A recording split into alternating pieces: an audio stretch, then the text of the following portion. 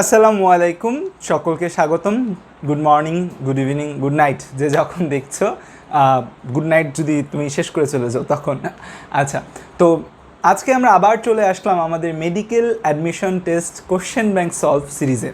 তো medical admission test question bank solve না, আমাদের এই যে একটি কোর্স আমরা চালু করেছিলাম তোমাদের জন্য একদম টোটালি ফ্রি অফ কস্ট ইউটিউবে, যে অ্যাডমিশন কোশ্চেন ব্যাংক সলভের কোর্স। তো আমরা এখানে বায়োলজি এবং কেমিস্ট্রি এই দুইটা অ্যাডমিশন টেস্টের কোশ্চেন ব্যাংক সলভ করব, আর ইউনিভার্সিটি এবং মেডিকেল দুইটার জন্য। তো মাঝখানে কিছুদিন আমাদের ভিডিও আসে একটু পজ ছিল, সেজন্য আন্তরিকভাবে দুঃখিত।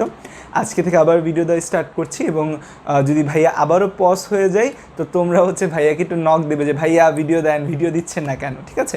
সো দেখা যায়, কারণ কোর্সগুলোর এত ব্যস্ততা, সেই ব্যস্ততার মাঝখানে আসলে ভিডিওর জন্য 1 থেকে 1.5 ঘন্টা টাইম বের করা, এবং এই ভিডিওগুলো করতে একটা লেন্থ প্রায় 1 ঘন্টা চলে যায়।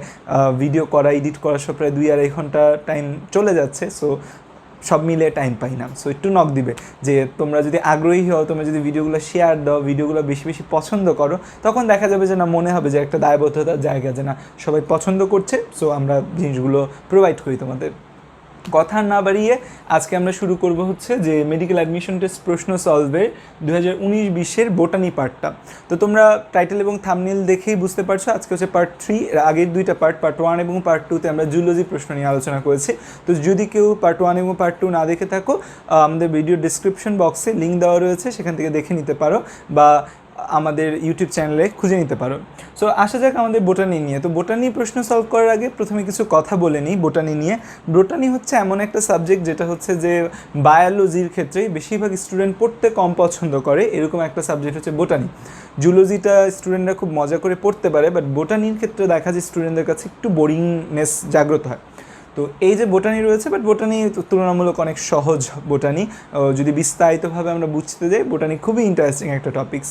তো এই যে বোটানিটা রয়েছে, এই বোটানির থেকে মেডিকেল অ্যাডমিশন টেস্টের প্রশ্ন কেমন আসে? 2016 সাল থেকে, আমি যে বছর থেকে মেডিকেল অ্যাডমিশন টেস্ট দিচ্ছি, সে বছর থেকে দেখা যাচ্ছে বোটানিতে প্রশ্নের সংখ্যা জুলজির থেকে কম আসে। মেডিকেল অ্যাডমিশন টেস্টে বায়োলজি থেকে প্রশ্ন আসে মোট 30টা। কোথাও কিন্তু বলা নেই যে বোটানি 15 এবং জুলজি 15, এরকম কোনো ওয়াদা কেউ তোমাকে করেনি। সো বোটানি থেকে বেশি, জুলজি থেকে কম, জুলজি থেকে বেশি, বোটানি থেকে কম দিতেই পারে। এখন অ্যাজ ইউজুয়াল কী হয়, 2012 সাল মেডিকেল অ্যাডমিশন টেস্টে বোটানি থেকে 30টার মধ্যে মোস্ট প্রবাবলি 22 থেকে 24টা প্রশ্ন এসেছিল। এর পরের বছরগুলোতে কখনোই এত বোটানি প্রশ্ন আসেনি। 2015 সালের ঘটনা তো তোমরা শুনছো, এখন বর্তমানে 2015 সাল প্রশ্ন ফাঁস থেকে শুরু করে নানা ব্যাপার নিয়ে আলোচনা চলছে। তো এই যে 2015 সালে প্রশ্ন অত্যন্ত সহজ হয়েছে। তো মেডিকেলের ট্রেন্ড বা সিস্টেম 1 বছর পরপর প্রশ্ন সহজ কঠিনের একটা পাল্লা ঘোরায়, যে 1 বছর খুব সহজ, 1 বছর কঠিন, 1 বছর সহজ, কঠিন। কঠিন না মানে এখন মেডিকেলের স্ট্যান্ডার্ড বলতে পারি যে আমরা এখন তো খুব সেইভাবে কঠিন প্রশ্ন হয় না। সো 2015 সালে প্রশ্ন সহজ হয়েছে, প্রশ্ন ফাঁস হয়েছিল, এবং এটা নিয়ে একটা আলোচনা সমালোচনা, প্রচুর একটা ম্যাসাকার ক্রিয়েট হয়েছিল। সো এই জন্য 2016 সাল ছিল একটা চ্যালেঞ্জিং ইয়ার, এবং 2016 সালে প্রশ্ন কঠিন হবে এরকম একটা আভাস আমাদের কোচিং সেন্টারগুলো থেকে শুরু করে সব জায়গায় ভাইয়ারা বলতো যে প্রশ্নটা কঠিন হবে। তো আমিও ধরে নিলাম যে 2015তে যেহেতু প্রশ্ন সহজ হয়েছে, 2016 সালের প্রশ্ন কঠিন হবে। সো একটু বেশি মানে ছোট, তখন তো এত কিছু বোঝানোর মতো কেউ ছিল না। সো তখন ভেবেছিলাম যে প্রশ্ন যদি কঠিন করে তাহলে কোথা থেকে করবে, বোটানি থেকে প্রশ্ন কঠিন করবে। দ্যাটস ওয়াই আমি আমার মেডিকেল অ্যাডমিশন টেস্টে আগের 7 দিনে যে একটা রিভাইজ দিয়েছিলাম, সেই রিভাইসে আমি বোটানিটা খুব জোর দিয়ে পড়েছি, জুলজি একদমই ভালো মতো পড়িনি। সো জুলজি আমি ভালো মতো পড়িনি, এবং অ্যাডমিশন টেস্টে পরীক্ষা হলে গিয়ে দেখি বোটানি প্রশ্ন আমি হাতে গুনে 7 থেকে 8টা পাচ্ছি, আর বাকি সব জুলজি প্রশ্ন। এবং জুলজি প্রশ্নের মধ্যে আমি যেই জিনিসগুলো একটু স্কিপ করে গেছি, বা যেই জিনিসগুলো আমি লাস্টে রিভাইজ দিতে পারিনি, সেই জিনিসগুলোই দেওয়া হয়েছে। এবং ওই যে রিভাইজ দেওয়া হয়নি, এবং পরীক্ষা হলে দেখা যায় যে মেমোরি প্রেসিপিটেশন কম থাকে, সো আলটিমেটলি আমি সহজ জিনিসগুলো ভুল করে চলে এসেছি জুলজির ক্ষেত্রে। এবং জুলজিতে আমার মোটামুটি ভালোই ভুল গিয়েছিল, 4 থেকে 5টার মতো মোস্ট প্রবাবলি জুলজিতে ভুল করেছিলাম আমি আমার অ্যাডমিশন টাইমে। বোটানিতে কিন্তু কোনো ভুল হয়নি। এবং এখন আমি তোমাদের বোটানি প্রশ্ন দেখাবো। এই যে আমাদের 2019-20 সালের প্রশ্ন, 19-20 সালের প্রশ্ন বোটানি প্রশ্ন হিসেবে মাত্র 11টা, জুলজি হিসেবে 19টা। তার মানে নির্দ্বিধায় আমাদের মেডিকেল অ্যাডমিশন টেস্টের জন্য জুলজি পোর্শনটা অনেক গুরুত্বপূর্ণ। এবং জুলজির মধ্যে কোন পোর্শন গুরুত্বপূর্ণ? মানবদেহ। 3 থেকে 11 যে চ্যাপ্টারগুলো রয়েছে, 3 থেকে 11 চ্যাপ্টারকে সর্বোচ্চ গুরুত্ব সহকারে পড়তে হবে। এছাড়া 1-2 থেকেও প্রশ্ন আসে, 2-2 যে 3টা চ্যাপ্টার আছে সেখান থেকে প্রতি বছর 3টা প্রশ্ন আসে। সো সর্বোপরি জুলজির পর আমাদের বোটানির ইম্পর্টেন্স, এবং বোটানি থেকে একদম কঠিন কঠিন ব্যাপারগুলো আমরা খুঁজে খুঁটে নানাভাবে পড়ি। আমাদের কোচিং সেন্টারগুলো খুঁটে খুঁটে আমাদের প্রশ্ন করে, পড়ায় না যদিও, খুঁটে খুঁটে কঠিন জিনিস, কারণ কোচিং সেন্টারে তো টাইম নেই, আসলে সময় স্বল্পতার কারণে তারা এখন হয়তো পড়াচ্ছে, অনলাইন অফলাইনে পড়ানোর সেরকম সুযোগ পায় না, বাট প্রশ্ন করার সময় খুঁটে খুঁটে খুঁটে খুঁটে ভেতর থেকে প্রশ্ন করে। আমি দেখেছি আমার অ্যাডমিশন টাইমে যে কোচিং সেন্টারগুলোতে সবচেয়ে কম মার্কস আসতো 2টা জিনিসের ক্ষেত্রে, একটা আসতো হচ্ছে বোটানিতে আর একটা আসতো কেমিস্ট্রি ফার্স্ট পেপারে, এই দুইটার মধ্যে সবসময় কম মার্কস আসতো। সো ওভারঅল আমরা হচ্ছে বোটানিটা একটু সহজভাবে পড়বো, বোটানির সহজ ইনফরমেশনগুলো মেডিকেলের জন্য একদম মাথায় ঢুকিয়ে ফেলবো, যেন সহজ জিনিস দিয়ে আমাকে কেউ কাবু করতে না পারে। এবং বোটানিতে যত মার্কসই থাকুক, 9 মার্ক থাকুক, 11 মার্ক থাকুক, 15 মার্কস থাকুক, যত মার্কসই বোটানির মধ্যে থাকুক, আমরা তত মার্কস ক্যারি করে আনবো। কারণ আমাদের টার্গেট কত? আমাদের টার্গেট বায়োলজিতে 30 আউট অফ 30। আমি নিজে 30 পাইনি দেখে কী হয়েছে, আমি চাই যে তোমরা যেন 30 পাও। সো আমি যে ভুলগুলো করেছি, আমি চাই না আমার স্টুডেন্টরা যারা এই ভিডিও দেখছে তারা সেই ভুলগুলো করুক।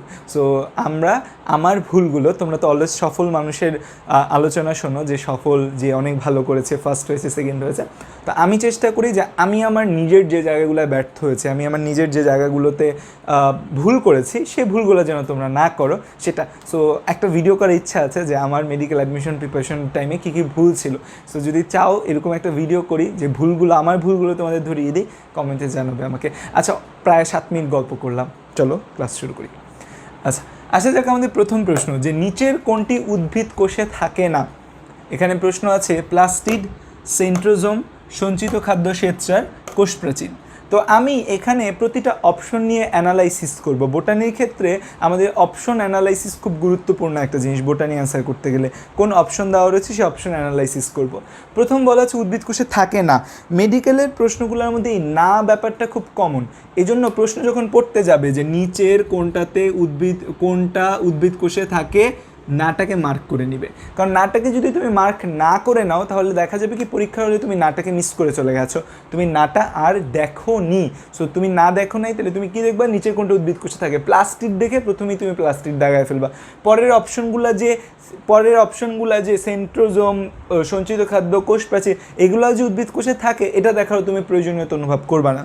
সো প্রশ্ন পড়ার সময় এই নায়ের ভেতর দাগ দিয়ে দিবা, কোথাও না, নয়, হবে না, এরকম যদি থাকে, নেগেটিভ ওয়ার্ডটা থাকে, নেগেটিভটা মার্ক করে নিবা। করে নিয়েছো। এখন হচ্ছে যে কোনটি থাকে না। এখন দেখতে পাচ্ছ তুমি প্লাস্টিডের ক্ষেত্রে তুমি জানো যে উদ্ভিদ যে সবুজ বর্ণের হয়, উদ্ভিদ সবুজ বর্ণের হওয়ার জন্য দায়ী ক্লোরোফিল, এবং ক্লোরোফিল নামক যে অঙ্গাণুটা রয়েছে, এই অঙ্গাণুটা আসলে কিসের অন্তর্ভুক্ত? এই অঙ্গাণুটা আসলে আমাদের প্লাস্টিডের অন্তর্ভুক্ত। এই অঙ্গটা আমাদের কিসের অন্তর্ভুক্ত? প্লাস্টিডের অন্তর্ভুক্ত। সো আমাদের এই যে প্লাস্টিড রয়েছে, সেই প্লাস্টিড উদ্ভিদ কোষে অবশ্যই থাকবে। যদি প্লাস্টিড না থাকে, সেই উদ্ভিদ হিসাবে গণ্য হয় না অনেক সময়। যে আমরা শৈবাল বলি, মস বলি, ফার্ন বলি, আমাদের হচ্ছে আবৃতবীজী, নগ্নবীজী উদ্ভিদ বলি, যত প্রকার উদ্ভিদের কথা বলি, উদ্ভিদের একটা কমন ক্যারেক্টারিস্টিক যে উদ্ভিদের ভিতর থাকবে, সেটা হচ্ছে প্লাস্টিড থাকবে। মানব থেকে প্লাস্টিড রয়েছে, আমাদের কিন্তু কোনো প্লাস্টিড নেই, ওদের গায়ে কিন্তু প্লাস্টিড রয়েছে। সো প্লাস্টিড উদ্ভিদ কোষের জন্য মাস্ট। সো এটা অ্যান্সার হতে পারে না। 2 নম্বর অপশনে যেটা বলা আছে সেন্ট্রোজোম একটা কনফিউজিং ব্যাপার। আমাদের বইয়ের মধ্যে বলা আছে যে সেন্ট্রোজোম কিছু কিছু জায়গায় রয়েছে, কিছু কিছু জায়গায় সেন্ট্রোজোম নেই। আমাদের বইয়ের মধ্যে বলা আছে যে সেন্ট্রোজোম কোথায় কোথায় থাকে। যে আমরা যদি সেন্ট্রোজোম নিয়ে কথা বলি, সেন্ট্রোজোম আমাদের থাকে কোথায় কোথায়, আর কিছু কিছু জায়গায় সেন্ট্রোজোম আমাদের থাকে না। থাকে বলতে হচ্ছে আমাদের থাকে হচ্ছে যে মসে থাকে, ফার্নে থাকে, নগ্নবীজী উদ্ভিদে থাকে। আর থাকে না হচ্ছে যে আবৃতবীজী উদ্ভিদ।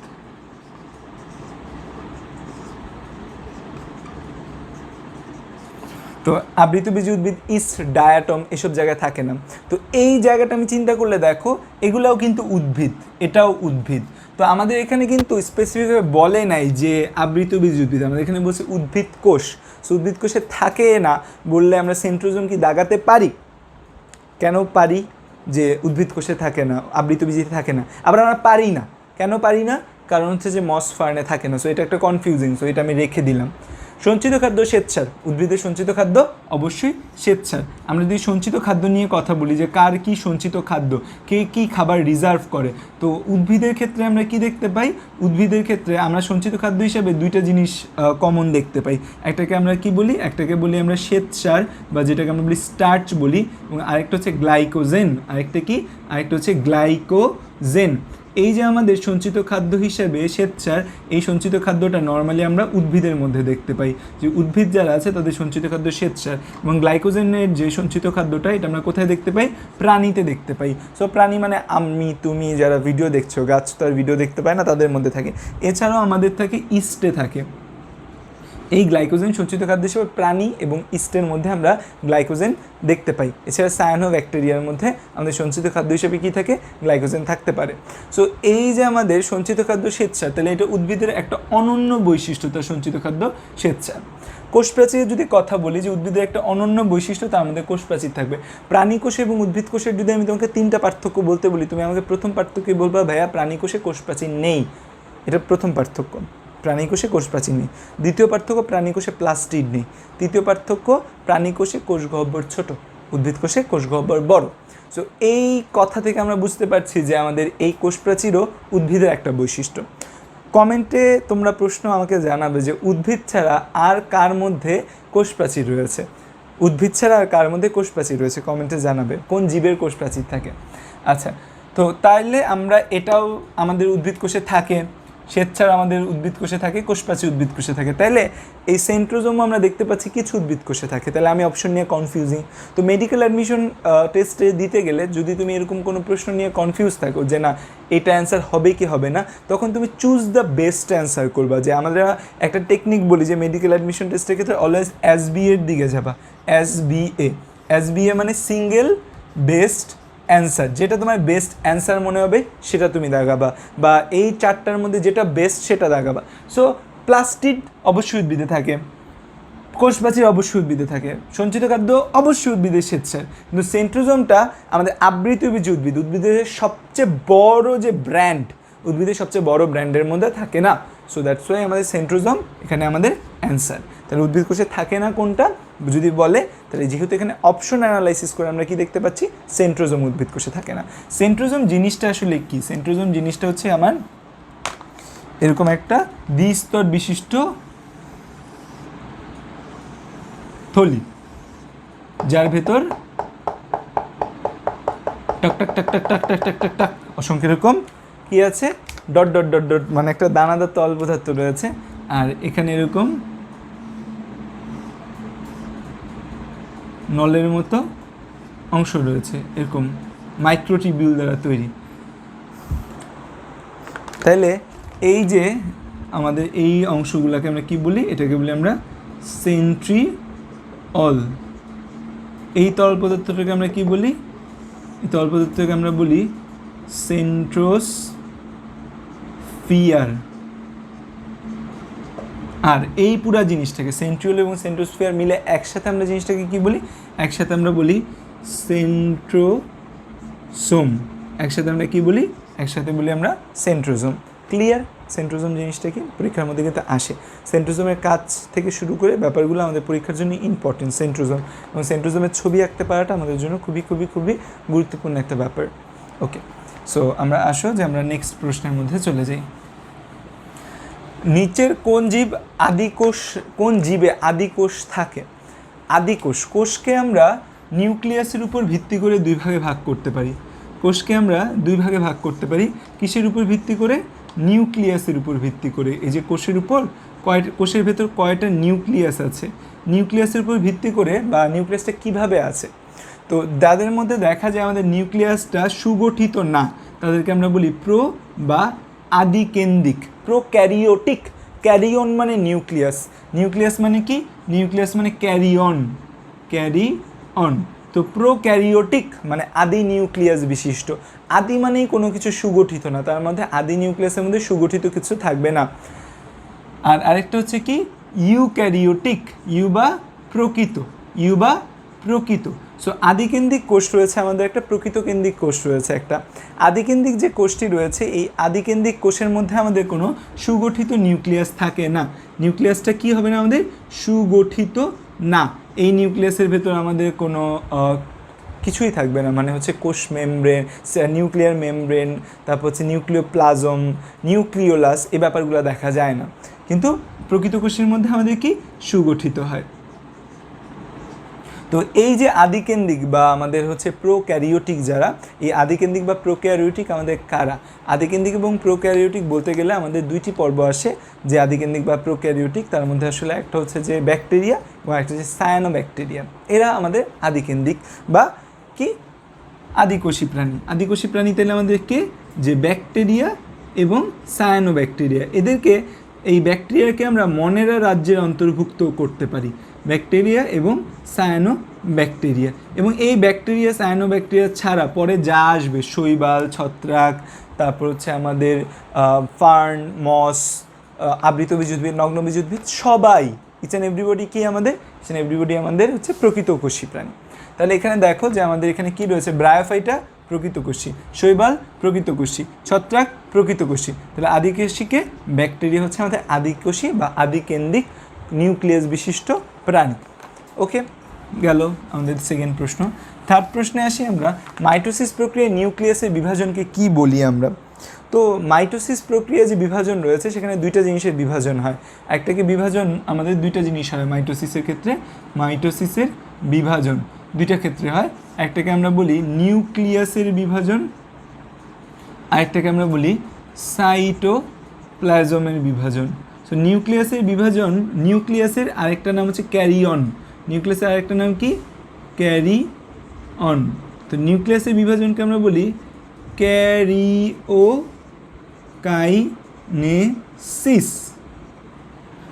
আর সাইটোপ্লাজম মানে সাইটোই, তো এই জন্য সাইটোপ্লাজমের যে বিভাজন তাকে আমরা বলি সাইটোকাইনেসিস।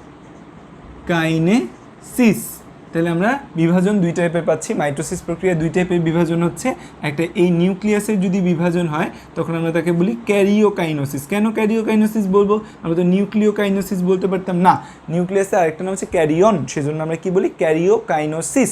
আর হচ্ছে সাইটোপ্লাজমের বিভাজনকে আমরা কি বলি? সাইটোকাইনেসিস বলি।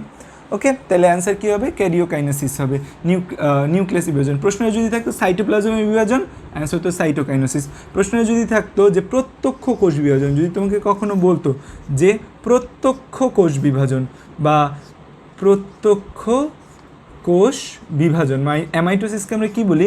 প্রত্যক্ষ কোষ বিভাজন। বা তোমাকে যদি বলতো যে কোন প্রক্রিয়ায় কোনো জটিল পর্যায় ছাড়া, কোনো জটিল পর্যায় ছাড়া কোষ বিভাজিত হয়, তাকে আমরা কি বলি?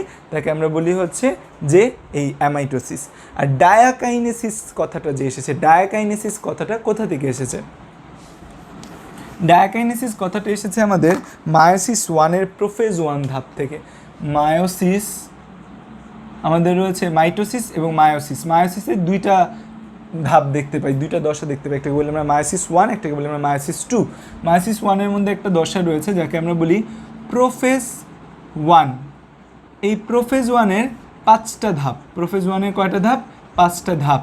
এই প্রোফেজ 1-এর 5টা ধাপ মনে রাখার জন্য আমি একটা ছন্দ মনে রাখি আমার মতো করে, সেটা হচ্ছে যে লেজে পাড়া দিলে দৌড় দাও। যে ধরো তুমি কোনো কুকুরের লেজে পাড়া দিলা, কুকুরের লেজে পাড়া দিয়ে কুকুরের সামনে বসে অনিচ্ছাকৃতভাবে, ইচ্ছাকৃত না, কোনো প্রাণীকে ইচ্ছাকৃতভাবে হার্ট করা উচিত না, অনিচ্ছাকৃতভাবে তুমি একটা কুকুরের পায়ে পাড়া দিয়ে ফেললে। এখন তুমি যদি বসে থাকো তাহলে কুকুরটাও তোমার হচ্ছে যে পায়ে কামড় দিয়ে দিবে, তুমি পাড়া দিছো কামড় দিবে, এটা তো স্বাভাবিক। টিট ফর ট্যাট, নিউটনের 3rd ল, ক্রিয়া প্রতিক্রিয়া, ক্রিয়া করছো প্রতিক্রিয়া পেয়েছো। তো এখন এই জন্য যদি ভুলবশত পাড়া দাও, দৌড় দিবা। এখন দৌড় দিলে তো আবার পেছনে কুকুর আসতে পারে, বাচ্চা কাছে হইলে দৌড় দিও, ভিতরে ঢুকে গেট লাগাই দিবা। আচ্ছা যাই হোক, তো লেজে পাড়া দিয়ে দৌড় দিল, এ দিয়ে লে দ্বারা কী আসে? লে দ্বারা আসে হচ্ছে আমাদের লেপটোটিন, যে দ্বারা হচ্ছে জাইগোটিন, পাড়ার প দিয়ে হচ্ছে প্যাকাইটিন। তো আমাদের কী হয় জানো, আমরা না এই ধাপগুলো সিরিয়াল মনে রাখতে গিয়ে ভুল করে ফেলি। দিল দ্বারা হচ্ছে ডিপ্লোটিন, দৌড় দাও, এটা দিয়ে আসে, বা দৌড় শুধু দড়ি দিয়ে মনে রাখো, ডায়াকাইনেসিস। ঠিক আছে, সো এই 5টা ধাপ হচ্ছে আমাদের প্রোফেজ 1-এর 5টা ধাপ: leptotene, zygotene, pachytene, diplotene, diakinesis. কোনো একটা প্রশ্নে এগুলো নিয়ে আলোচনা করব বিস্তারিত। প্যাকাইটিন থেকে একটা জিনিস আমরা মনে রাখি অলওয়েজ, যে প্যাকাইটিনে আমাদের কী ঘটে? Crossing over. প্যাকাইটিনে আমাদের কী ঘটে? ক্রসিং ওভার ঘটে আমাদের প্যাকাইটিনে। ওকে, সো আমাদের এই ডায়াকাইনেসিস থেকে আমরা এই জায়গায় চলে গেলাম। এবার আসা যাক আমাদের নেক্সট 4 নাম্বার প্রশ্ন, যেটি হচ্ছে যে কোন লিপোপ্রোটিনকে ব্যাড কোলেস্টেরল বলা হয়? লিপোপ্রোটিন আসলে কি? লিপোপ্রোটিন আসলে একটা ছদ্মবেশ। লিপোপ্রোটিন আসলে কি? একটা ছদ্মবেশ। কিসের জন্য ছদ্মবেশ? আমাদের যে চর্বি জাতীয় খাবারগুলো আছে, আমাদের যে ফ্যাটি অ্যাসিড এবং গ্লিসারল তৈরি হয়, কোলেস্টেরল তৈরি হয়, এরা আমাদের রক্তে পরিবাহিত হবে, লসিকা দ্বারা পরিবাহিত হবে, যেখানে প্রধান উপাদান পানি। পানির মধ্য দিয়ে পরিবাহিত হলে পানি হতে হবে। পানির মধ্য দিয়ে পরিবাহিত হবা, তুমি চর্বি রূপ ধারণ করবা, তা পানি মেনে নিবে না। সো এই যে আমাদের ব্যাড কোলেস্টেরল বা কোলেস্টেরলের টার্মটা, সেটি হচ্ছে যে আমাদের যে লিপোপ্রোটিন, আগে আমার জানতে হবে what is lipoprotein. Lipoprotein, so ওই যে বৃক্ষ তোমার নাম কি ফলেতে পরিচয়, তো এখান থেকে বোঝা যাচ্ছে এখানে কি থাকবে? লিপিড প্লাস প্রোটিন থাকবে। Lipid plus protein, lipid plus protein থাকবে। সো লিপিড হিসেবে কে কে থাকতে পারে? লিপিড হিসেবে থাকতে পারে হচ্ছে ফ্যাটি অ্যাসিড থাকতে পারে এবং কোলেস্টেরল। নর্মালি এই দুইটা জিনিস বেশি থাকে, ফ্যাটি অ্যাসিড এবং কোলেস্টেরল। তো ধরো মাঝখানে হচ্ছে আমাদের ফ্যাটি অ্যাসিড এবং কোলেস্টেরল আছে, আর তার চারপাশে প্রোটিন আছে।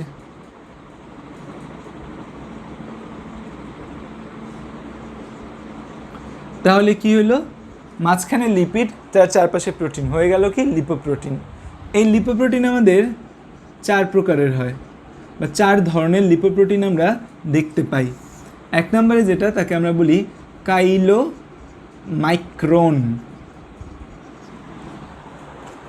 কি বলি আমরা? কাইলোমাইক্রন। কাইলো মানে মাইক্রন, মাইক্রন মানে ছোট, কাইলো মানে চর্বি দানা। তো আমাদের কাইলোমাইক্রন মানে ছোট চর্বি দানা। কাইলোমাইক্রন মানে কি? কাইলোমাইক্রন মানে ছোট চর্বি দানা। সো দেখা যায় এই যে ছোট চর্বি দানা, তার চারপাশে একটু প্রোটিন রয়েছে, সেই জিনিসটাকে বলে আমরা কাইলোমাইক্রন বলি। কাইলোমাইক্রন ফর্মেই কিন্তু আমাদের এই যে চর্বি জাতীয় খাবারটা আছে, সেই চর্বি জাতীয় খাবার রক্তে যায় বা লসিকাতে যায় কাইলোমাইক্রনের মাধ্যমে। সো প্রথম যে ধাপটা লিপোপ্রোটিনের, তাকে বলি আমরা কাইলোমাইক্রন। এরপরের দশাটার নাম হচ্ছে ভেরি লো ডেন্সিটি লিপোপ্রোটিন।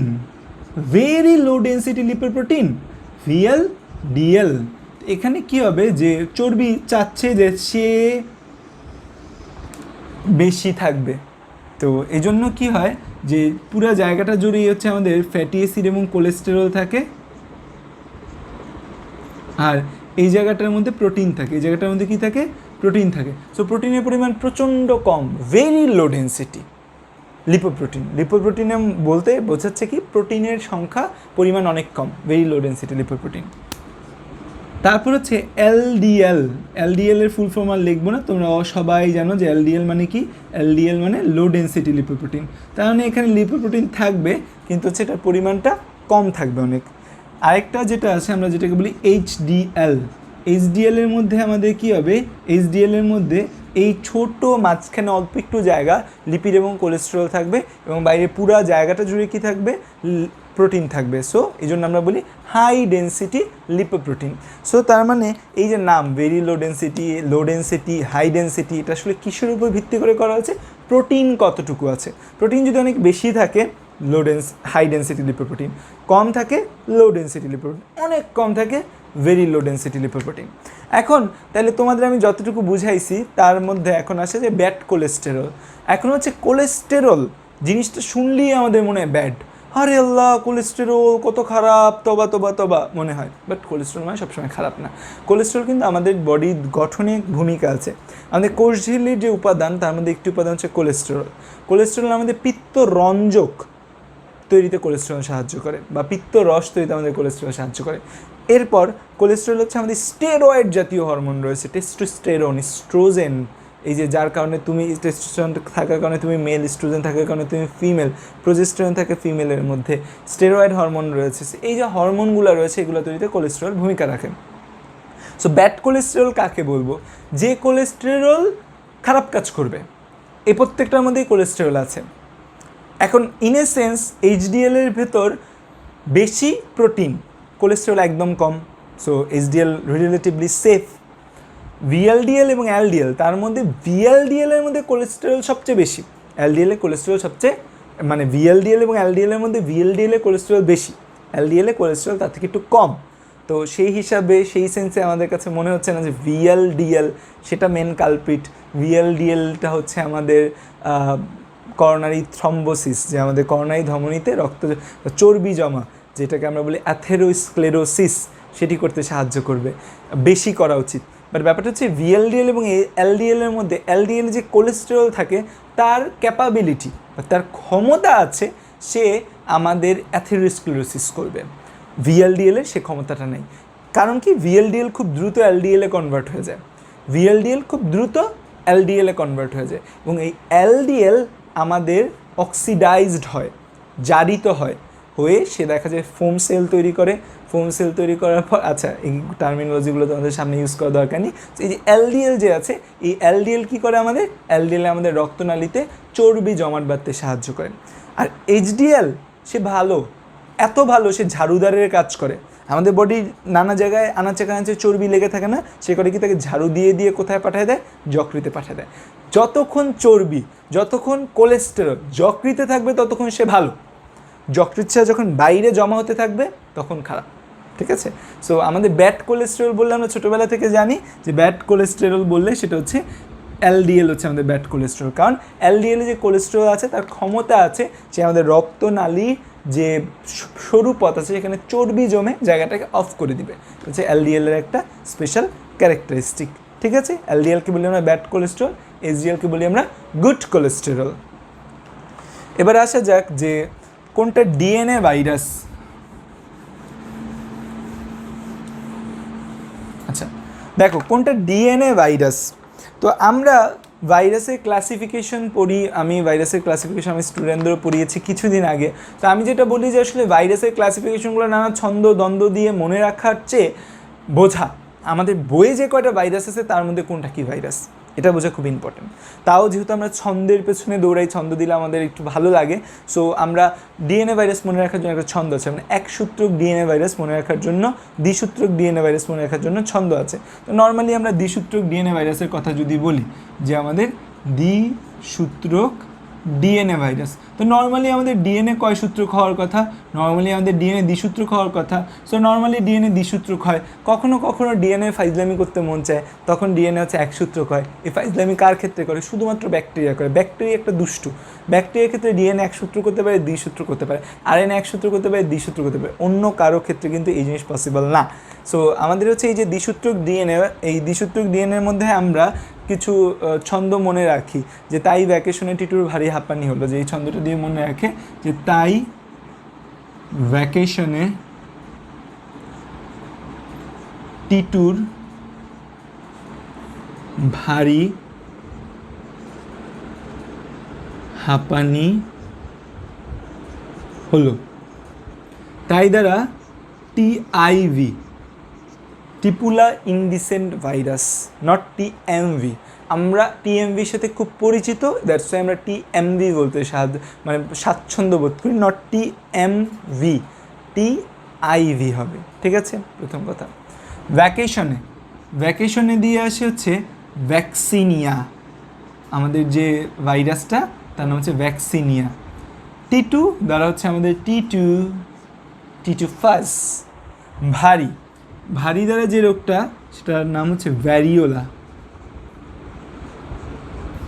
হাঁপানি দ্বারা যেটা আসে তার নাম হারপিস। আমাদের অনেক বইয়ে অ্যাডিনো হার্পিস বলা আছে। হলো দ্বারা যেটা সেটা হচ্ছে হ্যাপাটাইটিস বি ভাইরাস। তো আমাদের এই কয়টা ভাইরাস আমাদের হচ্ছে যে ডিএনএ দ্বিসূত্রক ডিএনএ ভাইরাস হিসেবে আচরণ করে। তো এই যে হ্যাপাটাইটিস, এই হ্যাপাটাইটিসের কিন্তু আমাদের হ্যাপাটাইটিসের মধ্যে কিছু হ্যাপাটাইটিস আছে যারা আমাদের যকৃৎকে আক্রমণ করে, কিছু আছে আমাদের যকৃৎকে আক্রমণ করে না। তো যারা মানে কিছু ভাইরাস আছে যারা শুধু যকৃৎকে আক্রমণ করবে, যকৃৎ ছাড়া কাউকে সে দেখতে পায় না, তখন তাকে আমরা বলি হ্যাপাটোট্রপিক ভাইরাস, যে তার ট্রপিজম, তার যাত্রা, তার ভালোবাসা কার প্রতি? যকৃতের প্রতি। আর যদি কিছু ভাইরাস আছে যেমন সাইটোমেগালো ভাইরাস, অ্যাপস্টেন বার ভাইরাস, তারা আমাদের অন্যান্য অঙ্গেও আক্রমণ করে, সাথে যকৃতের কাছেও মাঝে মাঝে আসে, যে বলে যে আশেপাশে আক্রমণ করছি বন্ধু, তোমার ছাড়বো কেন, আসো তোমারও একটু মাল মশলা লাগাই দিই। সো এই হচ্ছে কথা। সো কিছু ভাইরাস আছে আমাদের হেপাটোট্রপিক, যারা শুধুমাত্র আমাদের যকৃৎকে আক্রমণ করে। কিছু ভাইরাস আছে যে হেপাটোট্রপিক না, নন হেপাটোট্রপিক, বা তাইলে আমরা কিছু বলতে পারি কিছু টিপিক্যাল হেপাটোট্রপিক ভাইরাস রয়েছে আর কিছু অ্যাটিপিক্যাল হেপাটোট্রপিক ভাইরাস রয়েছে। সো টিপিক্যালগুলো শুধু যকৃৎকে আক্রমণ করবে, অ্যাটিপিক্যালগুলো যকৃৎ ছাড়া অন্যান্য জায়গায় আক্রমণ করে, তারপরে এসে যকৃৎকে আক্রমণ করে, যেমন সাইটোমেগালো ভাইরাস, এপস্টেন বার ভাইরাস, ডেঙ্গু ভাইরাস। এরা হচ্ছে যে অন্য জায়গায় রোগ সৃষ্টি করার সময় যকৃত আইসে একটু হানা দেয়। কিন্তু হ্যাপাটাইটিসের একটা গ্রুপ আছে, হ্যাপাটাইটিস এ থেকে ই, যারা শুধুমাত্র যকৃতকে আক্রমণ করে। সো সেটার নাম কি? সেটা হচ্ছে যে হ্যাপাটাইটিস এ থেকে ই আছে। তো এই যে হ্যাপাটাইটিস এ থেকে ই রয়েছে, তার মধ্যে আমাদের hepatitis A virus, hepatitis B virus, hepatitis C virus, hepatitis D virus, hepatitis E virus. এই যে ভাইরাসগুলো রয়েছে, এই প্রতিটা ভাইরাস আমাদের RNA virus, except hepatitis B virus, এটা আমাদের ডিএনএ ভাইরাস। আর বাকি সবাই কোন ধরনের ভাইরাস? RNA virus. এর মধ্যে আমাদের হ্যাপাটাইটিস ডি ভাইরাস যে রয়েছে, এটা হচ্ছে defective RNA virus. Defective RNA মানে তার যে আরএনএ আছে তার মধ্যে কিছু ডিফেকশন রয়েছে, সেই ডিফেকশন থাকার কারণে সেই হ্যাপাটাইটিস ডি ভাইরাস একা একা কখনোই মানুষকে আক্রমণ করতে পারে না। হ্যাপাটাইটিস ডি ভাইরাস মানুষকে আক্রমণ করতে গেলে তার অবশ্যই কারো হেল্প দরকার। কার হেল্প দরকার হয়? হ্যাপাটাইটিস বি ভাইরাসের হেল্প দরকার হয়। সো হ্যাপাটাইটিস ডি ভাইরাসকে আমরা কী বলি? আমরা ডিফেক্টিভ আরএনএ ভাইরাস। সো এই যে আমাদের হ্যাপাটাইটিস ডি ভাইরাস, যার মধ্যে এই ডিফেক্টিভ আরএনএ রয়েছে, কী রয়েছে? ডিফেক্টিভ আরএনএ রয়েছে, এইটাকে আমরা বলি ভিরিয়ডস। আমরা বলেছি না যে ভিরিয়ডস, ভিরিয়ন, আমরা চতুর্থতে পড়েছি, কিন্তু ভিরিয়ড মানে হচ্ছে যে সংক্রামক আরএনএ ভাইরাস। তো সংক্রামক আরএনএ যেটা, সেখানে কিন্তু বলা আছে বিজ্ঞানের মনে করে হ্যাপাটাইটিস ডি ভাইরাসের জন্য ভিরিয়ড দায়ী। তো আর বাকি যে ভাইরাসগুলো রয়েছে তার মধ্যে হ্যাপাটাইটিস বি আর সি, এটা আমাদের ছড়ায় হচ্ছে ব্লাড এবং সিমেনের মাধ্যমে, আর হ্যাপাটাইটিস এ, হ্যাপাটাইটিস ডি এবং হ্যাপাটাইটিস ই, এই তিনটা ছড়ায় হচ্ছে আমাদের ওয়াটারের মাধ্যমে। এই তিনটা ছড়ায় আমাদের কিসের মাধ্যমে? ওয়াটারের মাধ্যমে মেইনলি ছড়ায়। সো এইখান থেকে তাইলে আমরা জানতে পারলাম যে আমরা আগেই জেনে গেছি অ্যান্সার, একটু কিছু তোমাদের এক্সট্রা নলেজ দিলাম, যেহেতু আমাদের ইচ্ছা যে আমাদের এই যারা অ্যাডমিশন টেস্ট প্রশ্ন ব্যাংক সলভের কোর্স করবে তাদের জন্য অনেক কিছু কভার আপ হয়ে যায়। সো আমরা দেখতে পাচ্ছি যে হ্যাপাটাইটিস বি ভাইরাস রয়েছে আমাদের। এই হ্যাপাটাইটিস বি ভাইরাসটা একটা DNA virus, chikungunya RNA virus, dengue virus RNA virus, tobacco mosaic virus RNA virus. ঠিক আছে, এবার আসা যাক ছত্রাকের কোষপ্রাচীরের মুখ্য উপাদান কি? ছত্রাক কিছুটা মানুষের বৈশিষ্ট্য আছে ছত্রাকের মধ্যে। যেমন কি বৈশিষ্ট্য আছে? ছত্রাক নিজের খাবার নিজে তৈরি করতে পারে না, আমরাও পাই না। ছত্রাকের দেহে প্লাস্টিড নেই, আমাদের দেহেও প্লাস্টিড নেই। ছত্রাকের সঞ্চিত খাদ্য গ্লাইকোজেন এবং তৈলবিন্দু, আমাদের সঞ্চিত খাদ্য গ্লাইকোজেন এবং অ্যাডিপোজ টিস্যু বা ফ্যাট মানে তৈলবিন্দু বলা যায়। সো এদের মধ্যে মিল আছে। ছত্রাকের মধ্যেও দেহের বাইরে একটা আবরণ থাকে, যে আবরণটা ছত্রাককে আশেপাশের পরিবেশ থেকে রক্ষা করে, তার নাম হচ্ছে কাইটিন। কাইটিন জিনিসটা আসলে কি? আমাদের ধরো ফ্রুক্টোজ আছে, একটা ফ্রুক্টোজ রয়েছে। এই ফ্রুক্টোজটা আমাদের যে ফ্রুক্টোজ থেকে একটা কার্বোহাইড্রেট, এই যে ফ্রুক্টোজ রয়েছে বা একটা কার্বোহাইড্রেট রয়েছে, এই কার্বোহাইড্রেট জাতক, নর্মালি আমরা ফ্রুক্টোজ না বললে বলতে পারি হচ্ছে কার্বোহাইড্রেটের জাতক, যে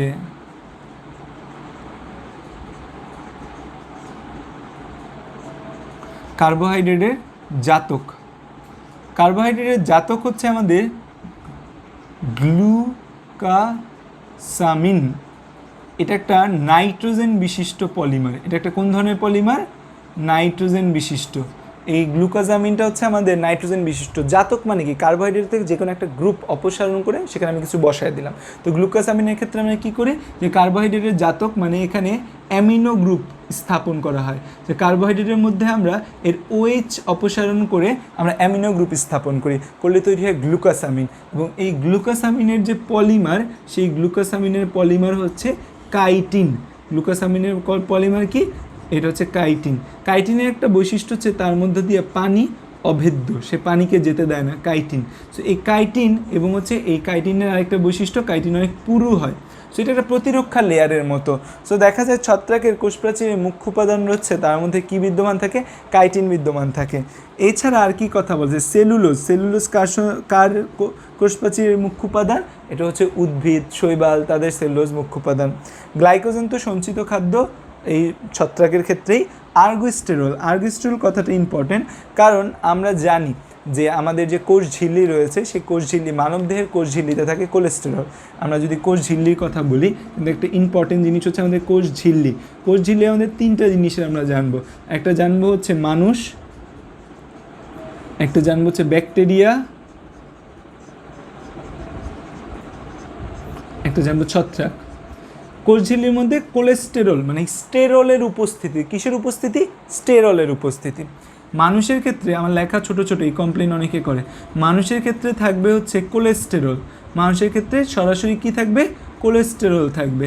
ব্যাকটেরিয়াতে নো স্টেরল, কোনো স্টেরল জাতীয় কিছু থাকবে না, কোলেস্টেরল থেকে শুরু করে কিছুই থাকবে না।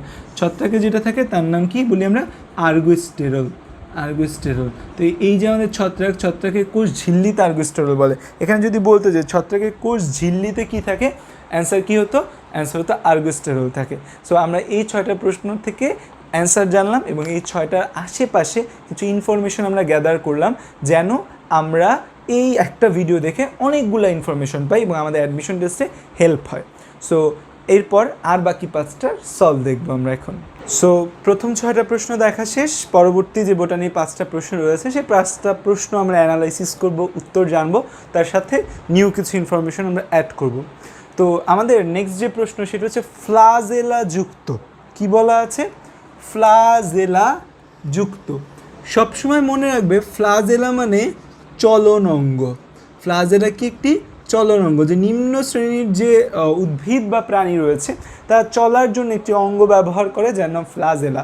প্রথম কোথায় পড়েছিল? ব্যাকটেরিয়ার মধ্যে দেখতে পেয়েছিলাম আমরা, মনোট্রিকাস, অ্যাট্রিকাস, তারপর হচ্ছে পেরিট্রিকাস। তো ব্যাকটেরিয়ার মধ্যে ফ্লাজেলা ছিল। ব্যাকটেরিয়া পরবর্তীতেও আমরা অনেক জীবের মধ্যে দেখছি, সেখানে উদ্ভিদের মধ্যে দেখছি, সেখানে ফ্লাজেলা আছে। ফ্লাজেলা মানে কি? চলনাঙ্গ, চলতে সাহায্য করে। সো এই যে ফ্লাজেলা মানে চলনাঙ্গ, যার মধ্যে যে ফ্লাজেলা, যে স্পোরের মধ্যে ফ্লাজেলা থাকবে সেটা চলতে পারবে। সো সে যদি চলতে পারে তখন তার নাম আমরা কি বলবো? যখন একটা স্পোর চলতে পারে তখন আমরা তাকে বলি জু স্পোর। যখন চলতে পারে তখন আমরা কি বলি? জু স্পোর বলি। জু কথাটা এসেছে আসলে প্রাণী থেকে। জু কথাটা এসেছে কোথা থেকে? প্রাণী। আমরা জানি প্রাণী বিজ্ঞান মানে জুওলজি। তো প্রাণী আর উদ্ভিদের মধ্যে মেইন বেসিক পার্থক্যটা কি? উদ্ভিদ চলতে পারে না, প্রাণী চলতে পারে। সো আমরা বলি যে উদ্ভিদেরও জীবন আছে, প্রাণীরও জীবন আছে। প্রাণী চলতে পারে, উদ্ভিদ পারে না। সো যে চলতে পারে তাকে আমরা বলি জু বলি, প্রাণী বলি, বা হচ্ছে জুওলজি, প্রাণী বিজ্ঞান বলি। সো দ্যাটস ওয়াই যে চলতে পারে যে স্পোরটা, তাকে আমরা কি বলবো? জুওস্পোর বলবো। যে স্পোরটা চলতে পারে না তার নাম হবে অ্যাপ্লানোস্পোর। যে স্পোর চলতে পারে না তার নাম অ্যাপ্লানোস্পোর। বিপদে পড়ছে, বিপদে পড়ার কারণে সে কী করবে? নিজেকে প্রতিকূল পরিবেশ থেকে রক্ষা করার জন্য খাবার দাবার সংগ্রহ করে এক জায়গায় বসে থাকবে, তখন তাকে আমরা বলবো রেস্টিং স্পোর বলা। হিপনোস্পোরও সেরকম একটা স্পোর। তো এই স্পোর হচ্ছে আমরা জানি যে অযৌন জননের একটা মাধ্যম। স্পোর কিসের মাধ্যম? অযৌন জননের একটা মাধ্যম। শৈবাল, ছত্রাক, এদের মধ্যে আমরা এই স্পোর তৈরির প্রবণতা দেখি। ব্রায়োফাইটা, ট্রেইডোফাইটার মধ্যে স্পোর সৃষ্টি দেখা যায়, বিশেষ করে ব্রায়োফাইটার মধ্যে দেখা যায়। মসের স্ত্রী জননাঙ্গকে কি বলা হয়? আমরা মস, ফার্ন দুইটার ক্ষেত্রে আমরা দেখি যে পুং জননাঙ্গের একটা নাম রয়েছে, স্ত্রী জননাঙ্গের একটা নাম রয়েছে। পুং জননাঙ্গের একটা নাম রয়েছে, স্ত্রী জননাঙ্গের একটা নাম রয়েছে। এই মস এবং ফার্নের মধ্যে পুং জননাঙ্গকে বলা হয়, পুং জননাঙ্গকে আমরা বলি অ্যানথ্রেডিয়াম। অ্যানথ্রেডিয়াম। স্ত্রী জননাঙ্গ যে রয়েছে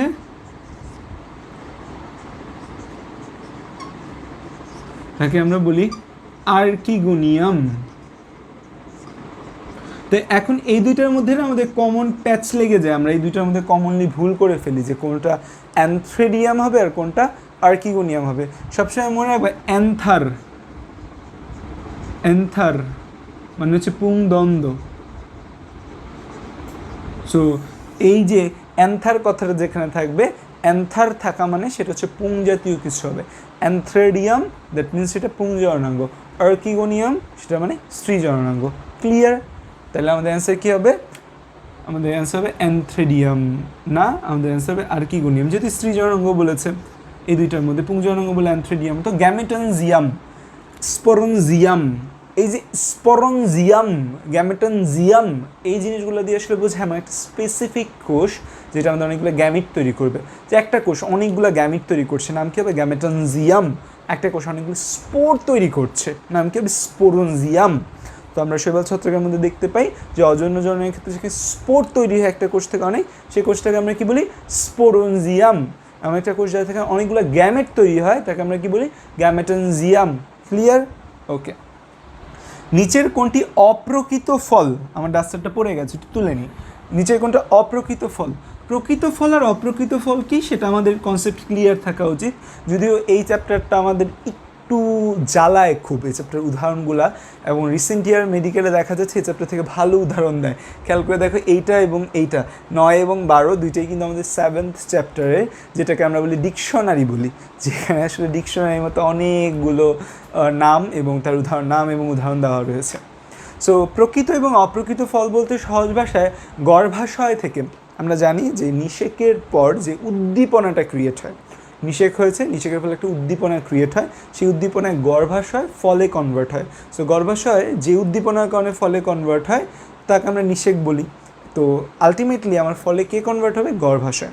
সো একটা ফল দেখতে পাচ্ছি, সেটা যদি প্রকৃতপক্ষে গর্ভাশয় থেকে তৈরি হয় তখন তাকে আমরা বলি প্রকৃত ফল। কারণ কি ফল কোথা থেকে হওয়া উচিত? গর্ভাশয় থেকে হওয়া উচিত।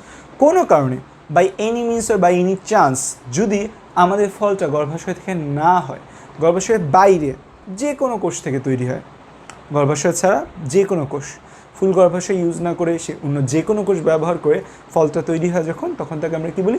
অপ্রকৃত ফল বলি।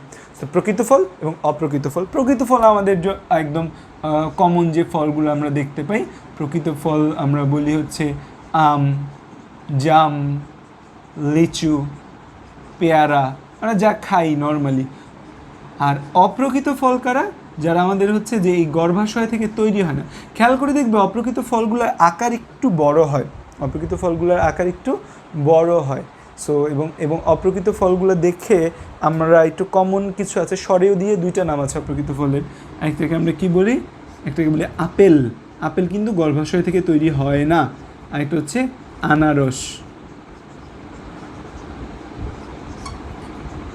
চদারও একটা নাম আছে চালতা। তো আপেল, আনারস, চালতা এবং হচ্ছে অনেকে কাঁঠালকেও অপ্রকৃত ফল বলে, কারণ কাঁঠাল একটা যৌগিক ফল, পুরা পুষ্প মঞ্জরি নিয়ে কাঁঠালটা তৈরি হয়। সো শুধু গর্ভাশয়কে কিন্তু সে ব্যবহার করে না, গর্ভাশয় ছাড়া বাইরের অংশগুলোকেও ব্যবহার করে। সো কাঁঠালকেও অপ্রকৃত ফলের মধ্যে আমরা ফেলা যায়।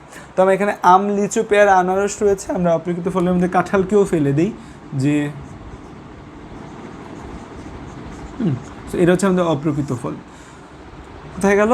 আনারস হচ্ছে আমাদের অপ্রকৃত ফল। কারণ কি আনারসের মধ্যে আমরা কি যে দেখতে পাই যে আনারস শুধুমাত্র গর্ভাশয় থেকে তৈরি হয় না, আনারস পুরো পুষ্প মঞ্জরি ব্যবহার করে। আনারস কিন্তু একটা যৌগিক ফল, আনারসও কিন্তু একটা যৌগিক ফল। তো যৌগিক ফল আর সরল ফল কি দেখা যায়, যেটি শুধুমাত্র একটি গর্ভাশয় থেকে তৈরি হয় তাকে আমরা বলি সরল ফল। যখন পুরো গর্ভাশয় আশেপাশের অংশগুলো নিয়ে তৈরি হয় তখন আমরা তাকে যৌগিক ফল বলি। এবার আসা যাক আমাদের সাইকাসের শস্য কেমন। এটা খুবই গুরুত্বপূর্ণ একটা কথা। আমরা এই জিনিসটা পড়েছি, তোমরা সবাই জানো যে এটা তোমাদের ক্লাস 9-10 ছিল, যে এই যে জিনিস এটাকে আমরা বলি ডিম্বাণু থলি। এই জায়গায় আমাদের 8টা নিউক্লিয়াস থাকে।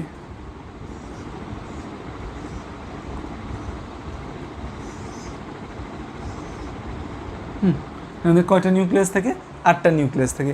এই যে আমাদের 8টা নিউক্লিয়াস থাকে, এই 8টা নিউক্লিয়াস আমাদের এইখানে থাকে, ডিম্বাণুথলি বলি আমরা এই জিনিসটাকে। সো এই 8টা নিউক্লিয়াসের মধ্যে ধরো এই গঠনটা যখন এরকম যদি আঁকি, তাহলে এই নিচের দিকে আমাদের ডিম্বাণুরন্ধ্র থাকে। এই নিচের জায়গাটাকে আমরা কি বলি? ডিম্বাণুরন্ধ্র। এই যে নিচের যে জায়গাটা, এই জায়গাটাকে আমরা বলি ডিম্বাণুরন্ধ্র। সো এই ডিম্বাণুরন্ধ্রের মধ্যে এই যে বড় যে অংশটা, এটাকে বলি আমরা ডিম্বাণু বলি। এটাকে আমরা কী বলি? এটাকে বলি আমরা ডিম্বাণু বলি। এই ডিম্বাণু এবং এখানে যে 2টা নিউক্লিয়াস রয়েছে, এদেরকে বলি আমরা সেকেন্ডারি নিউক্লিয়াস। তো আমাদের যখন নিষেক ঘটে, আমাদের যখন হচ্ছে যে শুক্রাণু এই জায়গায় আসে, তো দেখা যায় আমাদের যে উদ্ভিদে যে নিষেকটা ঘটে, আবৃতবীজী উদ্ভিদে, তখন একটা শুক্রাণু 2টা অংশ তৈরি হয়। একটা শুক্রাণুর অংশ এই ডিম্বাণুর সাথে মিলিত হয়, তো শুক্রাণু ডিম্বাণুর মিলন নিষেক, এবং আরেকটা শুক্রাণু যে রয়েছে সেটা এই সেকেন্ডারি নিউক্লিয়াসের সাথে মিলিত হয়। তো সেকেন্ডারি নিউক্লিয়াস 2টা, তার সাথে আরেকটা শুক্রাণু যুক্ত হচ্ছে, মানে সেটার মধ্যেও ক্রোমোজোম n সংখ্যক ক্রোমোজোম রয়েছে। তার মানে এই জায়গায় আমাদের এই সেকেন্ডারি নিউক্লিয়াসের হচ্ছে 2n, সেই 2n এর সাথে আরেকটা শুক্রাণু মিলিত হয়েছে আরেকটা n, 3n। সো এটাকে মিলে 3n, এবং এই যে 3n আমাদের সেকেন্ডারি নিউক্লিয়াসের সাথে মিলনের ফলে যে তৈরি হয়, এটাকে আমরা বলি শস্য বলি। এটাকে আমরা কী বলি? শস্য। পরীক্ষা আসে শস্য কি বা শস্য কোন প্রকৃতি। আমাদের যদি সাইকাস থেকে আবৃতবীজী বলা হতো, তাহলে আমরা বলে দিতাম শস্য ট্রিপ্লয়েড। আমরা বলে দিতাম কি শস্য ট্রিপ্লয়েড। এবং এখান থেকে মোস্ট ইম্পর্টেন্ট কথা, যে আমাদের আবৃতবীজী এবং নগ্নবীজীর ক্ষেত্রে পার্থক্য করেই আমরা পড়ি, যখন পড়াই আমরা আমাদের স্টুডেন্টদের, যে আমাদের আবৃতবীজী উদ্ভিদ যে রয়েছে, আবৃতবীজীতে শস্য আমাদের কেমন? 3n। নিষেকের আগে হয় না পরে হয়? নিষেকের পরে হয়। আর নগ্নবীজীর ক্ষেত্রে আমি একদম মাথায় ঢুকায় ফেলো যে নগ্নবীজীতে যে শস্যটা তৈরি হয় সেটা হচ্ছে n। নগ্নবীজীতে শস্যটা তৈরি হয় সেটা কি? n। নিষেকের আগে হয় না পরে হয়? নিষেকের আগে হয়। নগ্নবীজীতে শস্যটা কখন হয়? নিষেকের আগে। তো যেহেতু নিষেকের আগে হয়ে যাচ্ছে শস্য, তো আমাদের এখানে কোনো সেকেন্ডারি নিউক্লিয়াস আসছে না। নিষেক যেহেতু হচ্ছে, যে আমাদের এখানে কিও থাকছে না, শুক্রাণু আসারও চান্স নেই। তো দ্যাটস ওয়াই এখানে যে আমাদের শস্যটা তৈরি হয়, শস্যটা আমাদের হ্যাপ্লয়েড। সো নগ্নবীজী উদ্ভিদের শস্য হ্যাপ্লয়েড। কখন তৈরি হবে? নিষেকের আগে না পরে? নিষেকের পরে তৈরি হবে। এবার আসা যাক যৌগিক পাতাযুক্ত আমাদের উদ্ভিদ নয় কোনটা? যৌগিক পাতা। তো দেখা যায় একটা উদ্ভিদের পাতা যদি এমন হয় যে এরকম,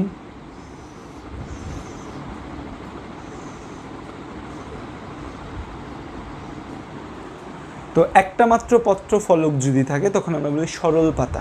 একটা মাত্র পত্রফলক থাকলে আমরা কি বলি? এটাকে সরল পাতা। তো সরল পাতা কোথায় কোথায় আমাদের দেখা যায়? সরল পাতা দেখা যায় আমাদের হচ্ছে যে আমরা দেখতে পাই আম, জবা। দেখা যায় সরল পাতা আমরা কোথায় কোথায় দেখতে পাই? আম গাছে দেখতে পাই, জবাতে দেখতে পাই সরল পাতা। আর যদি এরকম হয় যে এরকম একটা পত্র আমাদের দেখা যায়, এরকম একটা অংশ থাকে, সেখান থেকে অসংখ্য পত্রফলক বের হচ্ছে।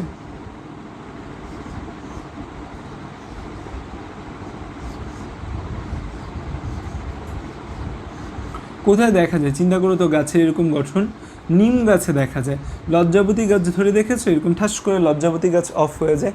নিম, লজ্জাবতী এবং নারিকেল যে পাতা, সেখানে দেখা যায়। গোলাপ গাছের মধ্যে দেখা যায় এরকম। তো এই যে আমাদের গঠনটা, এটাকে আমি বলি আমরা যৌগিক পাতা। তো যৌগিক পাতার গঠনটা আমরা কোথায় দেখতে পাই? আমরা দেখতে পাই নিম গাছ, লজ্জাবতী, তারপর হচ্ছে তোমার গোলাপ, তারপর আরেকটা নাম আছে নারিকেল। তাদের ক্ষেত্রে আমরা এরকম যৌগিক পাতার গঠন দেখতে পাই। তো তাহলে আমাদের যৌগিক পাতার গঠন নয় কী হবে? জবা হবে, যৌগিক পাতার গঠন নয়।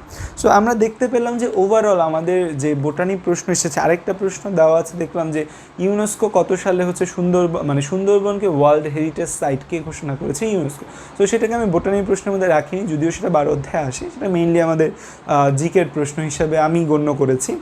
তো এই যে আমাদের আমরা দেখলাম, এর মধ্যে আমরা দেখলাম যে আমরা সবই পারি। আমরা মোটামুটি প্রতিটা প্রশ্ন ভালো করে আমরা পারি। শুধুমাত্র সপ্তম অধ্যায়ের 9 এবং 11 যখন আসলো, এই দুইটা আমাদের একটু আনকমন, একটু কঠিন চলে আসছে। সো দ্যাটস ওয়াই আমরা এখান থেকে বুঝতে পারলাম যে আমাদের যে প্রশ্নটা এসেছে তা কিন্তু পুরা 7 চ্যাপ্টারের মধ্যেই স্বয়ং সম্পূর্ণ। এরপর যেমন 9, 10, 11 তিনটে সপ্তম অধ্যায়ের প্রশ্ন, তারপর আর কিন্তু প্রশ্নই আসেনি, 8, 9, 10, 11, 12 প্রশ্ন আসেনি। নেক্সট ইয়ার আসতে পারে, এমন কোনো কথা নেই যে আসবে না। সো আমাদের জন্য এই 7th চ্যাপ্টার তাইলে হচ্ছে মাস্ট টু ওয়াচ। এই অধ্যায়ের MCQগুলো, এই অধ্যায়ের টপিকসগুলো অনেক ভালোভাবে বুঝতে হবে। আমি এখানে তোমাদের খুব ভালোভাবে ব্যাখ্যা দেইনি, ইচ্ছা করি যে এটা থাকুক, দেখি তোমরা এই সপ্তম অধ্যায়ের ভিডিও চাও কি না, আগ্রহী কিনা তোমরা সপ্তম অধ্যায়ের ভিডিও দেখার জন্য। সো তোমরা যদি চাও তাহলে সপ্তম অধ্যায়ে এই কিছু টপিকস নিয়ে একটা প্লে লিস্ট করবো ইনশাল্লাহ। যদিও হচ্ছে যে খুব দেরি হয় ভিডিও দিতে, তাও চেষ্টা করব, যেহেতু এইচএসসি পরীক্ষা কবে হবে এখনও ফিক্সড না। সো আমরা যতটুকু তোমাদের এগিয়ে রাখতে পারি। তো এই ভিডিও যদি ভালো লাগে অবশ্যই ভিডিওর নিচে কমেন্টে জানাবে যে তোমরা এই প্রশ্ন ব্যাংক সলভ সিরিজ চাও কিনা, বা তোমাদের কোনো আগ্রহ আছে কিনা কোনো ভিডিও দেখার প্রতি। কারণ তোমরা যখন আগ্রহ দেখাবে, তোমরা যখন প্রচেষ্টা দেখাবে, তখন আমরাও আমাদের ডেডিকেশন যত কষ্টই হোক আরও বেশি পরিশ্রম দেওয়ার চেষ্টা করব। আর ভিডিও যদি ভালো লাগে অবশ্যই বন্ধুদের শেয়ার করো। আর এই করোনা পরিস্থিতিতে নিজেকে যতটুকু পারো সেফ রাখো। সামনে ঈদ রয়েছে, এই ঈদটা হয়তো আমাদের সকলে সুন্দর কাটবে না, বাট আশা করি যে সামনের ঈদগুলো, সামনের দিনগুলো সুন্দর কাটবে। আর একটা কথা হচ্ছে, সবচেয়ে বড় কথা, ঈদ সুন্দর কাটুক আর না কাটুক, আমরা যারা সুস্থ রয়েছি, বাংলাদেশে দীর্ঘ 4 মাস করোনা ভাইরাস রয়েছে, আমরা যারা এখনও সুস্থ রয়েছি, আমরা যারা এখনও অ্যাফেক্টেড হইনি, তারা অবশ্যই মহান আল্লাহ তাআলার কাছে, যে যে ধর্মে, সে সৃষ্টিকর্তার কাছে যে অসংখ্যবার ধন্যবাদ জানানো উচিত যে আমাদের ফ্যামিলিকে এখনও সুস্থ রেখেছে। এবং এই বন্ধের টাইমটা আমরা আমাদের সর্বোচ্চ ব্যবহার করি, ফেসবুকে, ইন্টারনেটে, গ্রুপ, নানা জায়গায় টাইম নষ্ট না করে আমরা পড়ালেখার দিকে ধাবিত হই। কারণ সামনের পৃথিবীটা অনেক কঠিন, এই পৃথিবীতে টিকে থাকতে হলে যোগ্য হতে হবে তোমাদের। সো দোয়া করি যেন তোমরা যোগ্য হও। তোমাদের জন্য দোয়া রইল, তোমরাও আমার জন্য দোয়া করবে। Thank you all. আর নেক্সট দেখা হবে অবশ্যই ভিডিওতে। আরও আসছে আমাদের admission test question bank solve series, এবং আমরা বলেছিলাম 12 অধ্যায়ের উপর একটা প্লেলিস্ট দিব, সেটিও ইনশাল্লাহ আমরা দিব। সপ্তম অধ্যায়ে যদি তোমরা চাও এই জিনিসগুলো আমি সহজ ভাষায় তোমাদের বুঝাই, দেন ইনশাল্লাহ। থ্যাংক ইউ অল, দেখা হবে আবার।